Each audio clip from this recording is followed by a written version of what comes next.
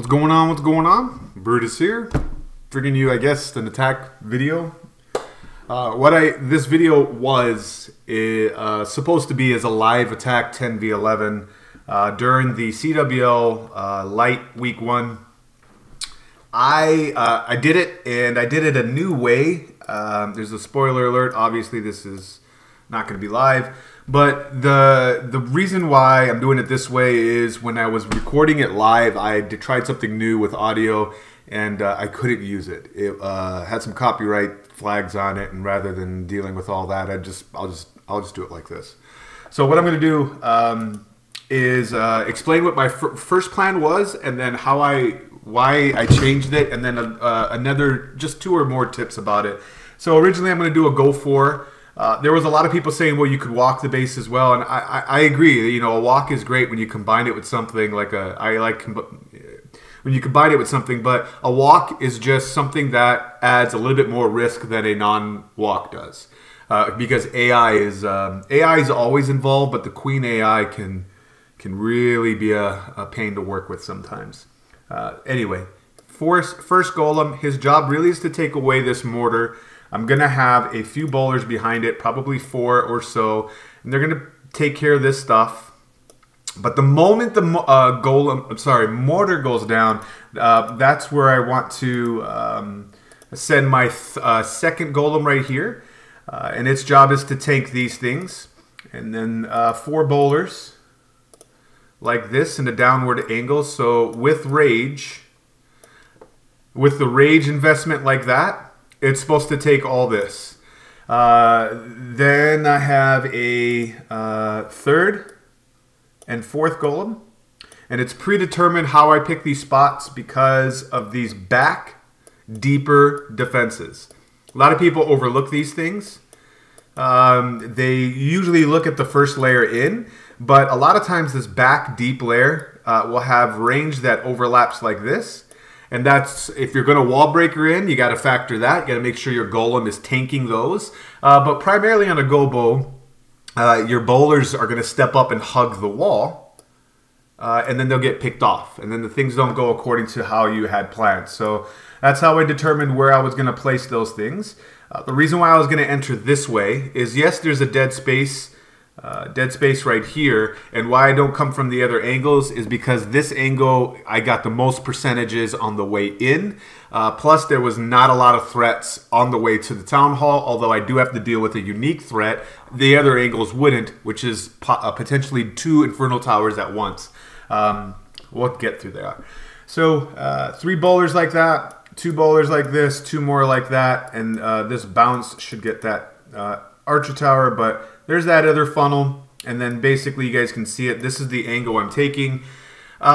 So I got 5 and 4, and then 7 over here. That's 16. I'm bringing 18 bowlers of myself. I still had all this section left as far as assigning a bowler to it or a royal to it, and CC bowlers, right? That was too thin for me.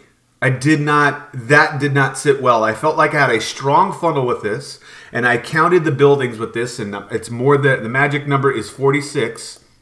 I get 46 buildings and the town hall. I did not like it because how thin it was. And so everything else remains the same, but at the last minute, I'm talking 5 minutes before I hit attack, I switched up the army. And I'll tell you why right now through this. So clear markup. Those things go away. How I get started is I scour the base and I look for free percent. It is a lesson that I learned this war, is that if you're bringing a mass amount of bowlers like 18 plus or something like that, plus CC, you can do without 1 bowler to get 6 archers. In this combination, I think I had 6 archers. But in the other raid, which will be covered in the actual recap, somebody repeated my plan. However, I brought extra, they subbed 1 bowler for 6 extra archers or cleanup percentages, and that was, I only got a 46% single star. I did not count, I didn't get enough pushes what I was counting for, and there was so much easy trash on the outside, I never thought of just subbing 1 bowler for 6 more archers, and that was a difference maker of how someone doubled it. So What I mean by that is this gold mine is a one-shot. This gold mine is a one-shot. This spell factory is a one-shot, and there's one more down here that you guys can't see. What I mean by one-shots is you see this mortar right here. Its splash damage comes like that. This archer comes like this. It's technically covering the structure, but there's this nice little nook that you can send right here. You can place it right there, and your archer, one troop will take out one building. And why that's important is 46%. That's, I mean, sorry, 46 structures. That's what you're trying to get to that 50%, which includes the town hall as well.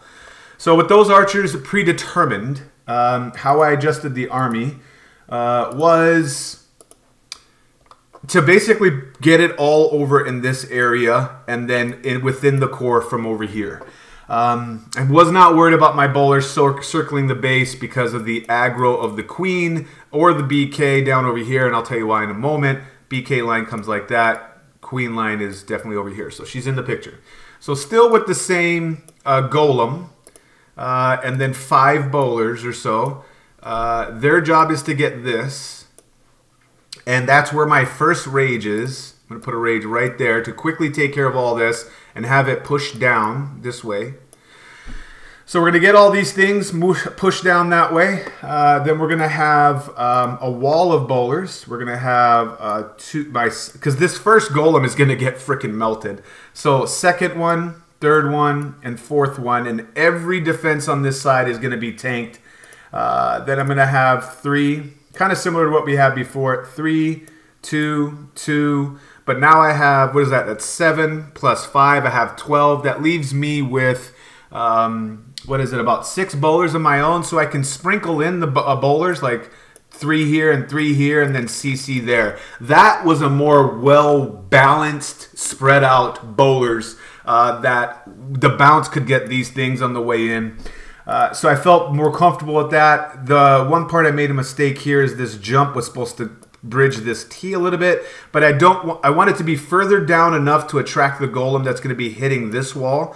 I just needed to drop it 1 tile to the left, but you'll see how far, when I was talking about with the wall breakers, that they only break in about 5 tiles away. You'll see that the golem is way over here hitting this wall, and it's 1, 2, 3, 4, 5, 6, 7, 8, or 9 tiles away, and the golem reroutes. And that's why I like a double jump versus trying to save a spell and bring in wall breakers. It just moves smoother, and you need is a free-flowing attack like that. The second jump like this is to give them, it's 60 seconds. The whole raid lasts 90 seconds, so you can put them down early, and it'll help your troops behave properly of what you're aiming for. I have a rage on this DE like this, and I'll come back to that in a second. And then a heal on the way in, which is usually reversed. Usually you rage to break in, heal to sustain. I predetermined a heal on the way in because of this dead space. I don't know if there's a giant bomb in there. If there is, I needed to make sure that none of my bowlers get splashed by it, plus all the tanking time that those golems, they just get reinforced there. So predetermined a heal first, then step into a rage. I need a deep rage for this because of this factor right here. So see this box? With the bowler standing in a rage, they're going to push out. Their bounce pushes out, it pushes out, it pushes out. It bounces and will hit the town hall, which is why I wasn't too worried about the infernal towers. And it pushes out. It'll create this dead space. And so they more than likely the bowlers won't aggro over here. They will keep pushing inwards. We got this nice little colorful core, but that's pretty much what a 10v11 looks like with this. This is all just an orgy of light, rage, and destruction. But that's why, by having a deep rage and having the bowlers, throw and bounce out, it creates a deep, wide double space so that there was no excuse. No, for me, I knew I was going to get the town hall, no problem. The ironic thing is after the queen and the BK and the bowler bounce gets everything that they need, we'll clear this up. My queen ends up getting these structures because I'm fighting for the 50% mark. Remember, I told you what my original plan was. But my queen fights for the last percent, and she ends up getting what I had originally planned with my first one, which I found ironic. So hopefully those talking points were helpful for you guys. Enjoy the raid. Sorry that I couldn't do it in a true live format. Once again, it's Brutus reminding you, you got to be better than the double, and I'll check you next time.